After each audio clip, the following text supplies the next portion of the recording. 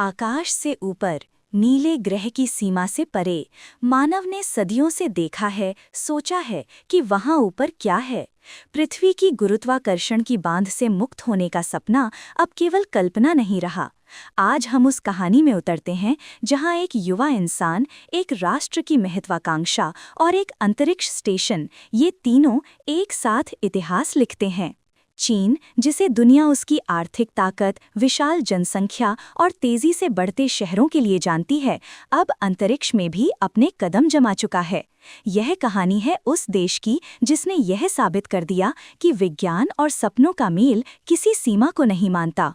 इस यात्रा की शुरुआत होती है चीन के अपने हाथों से बनाए गए अंतरिक्ष स्टेशन से, जिसका नाम है तियांगोंग, यानी स्वर्गीय महल। यह सिर्फ एक धातु की संरचना नहीं, बल्कि चीन की आत्मनिर्भरता और अंतरिक्ष में उसकी स्थायी मौजूदगी का प्रतीक है। 2003 में चीन ने पहली बार मानवयुक्त अंतरिक्ष उड़ान भरी थी। उसके बाद एक मिशन आते गए, हर बार एक कदम और आगे। 2022 तक तियांगोंग का निर्माण पूरा हुआ और चीन ने अपना खुद का स्थायी अंतरिक्ष ठिकाना बना लिया। अब 2025 में आया है एक ऐसा मिशन जिसने पूरे विश्व का ध्यान खींचा, शेनज़ो 21। 31 अक्टूबर 2025 को चीन ने इस मिशन को लॉन्च किया। इसमें 3 अंतरिक्ष यात्री शामिल थे, मिशन कमांडर झांगलू, पेलोड विशेषज्ञ झांग होंगझांग और तीसरा नाम जिसने इतिहास रचा, वू फेई, चीन के अब तक के सबसे युवा अंतरिक्ष यात्री। वू फेई केवल 32 साल का है। इनर मंगोलिया के एक छोटे से शहर बाओटू में जन्मे इस युवक ने बचपन से ही अंतरिक्ष के सपने देखे थे। उसने Beijing aeronautics and astronautics university से इंजीनियरिंग की पढ़ाई की और जीवन सहायता प्रणालियों में विशेषज्ञता हासिल की। 2020 में उसे चीन के तीसरे अंतरिक्ष यात्री दल के लिए चुना गया। कुछ ही सालों में उसने वो कर दिखाया जो किसी भी युवा के लिए असंभव सा लगता है, अंतरिक्ष की उड़ान।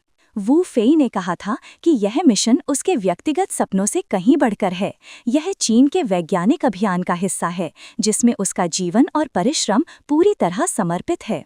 इस मिशन के लिए तैयारी कोई आसान काम नहीं थी। हर अंतरिक्ष यात्री को वर्षों तक मानसिक और शारीरिक प्रशिक्षण से गुजरना पड़ता है।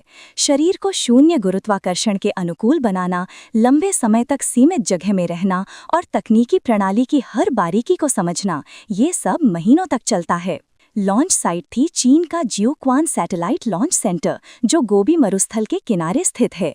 ठंडी रात, शांत आसमान और धरती पर गूंजता हुआ उल्टी गिनती का स्वर। फिर एक क्षण में रॉकेट लॉन्ग मार्च 2F ने आग उगली और आसमान चीरता हुआ अंतरिक्ष की ओर निकल गया। कुछ ही घंटों में शेनज़ो 21 अंतरिक्ष स्टेशन तियांगोंग से जुड़ गया। यह चीन की अब तक की सबसे तेज डॉकिंग थी। पृथ्वी से अंतरिक्ष स्टेशन तक महज 3.5 घंटे में पहुंच जाना। यह एक तकनीकी उपलब्धि थी जिसने साबित किया कि चीन अब अंतरिक्ष तकनीक में विश्व स्तरीय गति हासिल कर चुका है। जब वू फेई और उसके साथी तियांगोंग स्टेशन में दाखिल हुए, वहां पहले से मौजूद दल ने उनका स्वागत किया। अब आने वाले 6 महीनों तक यह नया दल वहीं रहेगा, प्रयोग करेगा, अनुसंधान करेगा और मानव जीवन के नए आयाम खोजेगा। इस मिशन के वैज्ञानिक लक्ष्य 27 अलग-अलग प्रयोगों पर केंद्रित हैं। इनमें बायोटेक्नोलॉजी, अंतरिक्ष चिकित्सा, पदार्थ विज्ञान, माइक्रोग्राविटी में द्रव और ज्वलन व्यवहार और मानव अनुकूल प्रणालियां शामिल हैं। लेकिन इस बार कुछ नया भी था। चीन ने इतिहास में पहली बार अंतरिक्ष में जीवित स्तनधारियों को भेजा, 4 छोटे चूहे, 2 नर और 2 मादा।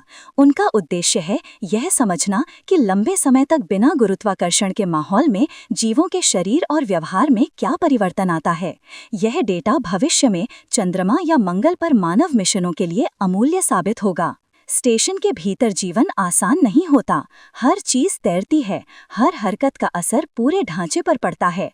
हर दिन एक सटीक तालिका के हिसाब से चलता है। प्रयोग, भोजन, व्यायाम, रिपोर्टिंग और कुछ घंटे की नींद।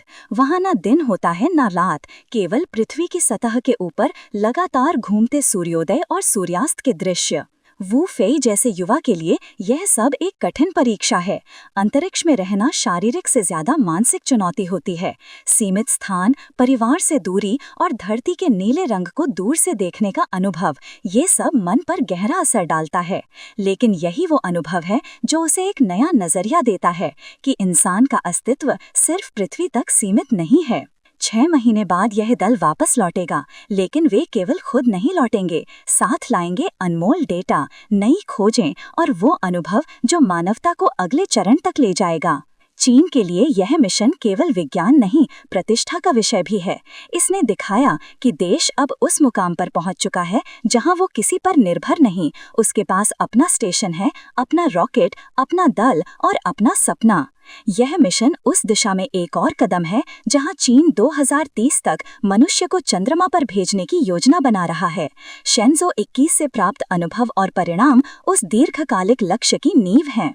यह कहानी सिर्फ वू फेई या चीन की नहीं, बल्कि पूरे मानव जाति की है, क्योंकि जब कोई राष्ट्र सितारों तक पहुंचने की कोशिश करता है तो उसका लाभ पूरे विश्व को मिलता है। यह कहानी है उस जज्बे की जिसने सीमाओं को तोड़ा, उस विश्वास की जिसने असंभव को संभव बना दिया। नीचे पृथ्वी पर अरबों लोग अपनी अपनी जिंदगी में व्यस्त हैं, लेकिन वहां ऊपर तियांगोंग के शांत गलियारों में एक युवा चीनी अंतरिक्ष यात्री वू फेई तैरता हुआ हमारी सभ्यता को आकार दे रहा है। धरती की ओर झांकते हुए शायद वो सोचता होगा, ये सब कुछ कितना छोटा है और फिर भी कितना सुंदर। शायद उसी क्षण उसे एहसास होता है कि अंतरिक्ष का यह सफर केवल विज्ञान नहीं, बल्कि आत्मा की यात्रा है। एक युवा जिसने अपने सपनों को तारों से जोड़ा, एक देश जिसने अपनी आकांक्षा को कक्षा में स्थापित किया, और एक मानवता जो हर उड़ान के साथ और ऊंची होते जा रही है। यह है चीन के सबसे युवा अंतरिक्ष यात्री की कहानी, एक ऐसे अध्याय की जो आने वाले युगों तक हमें याद दिलाएगा कि जब इंसान सपने देखता है तो वो ब्रह्मांड तक पहुंच सकता है।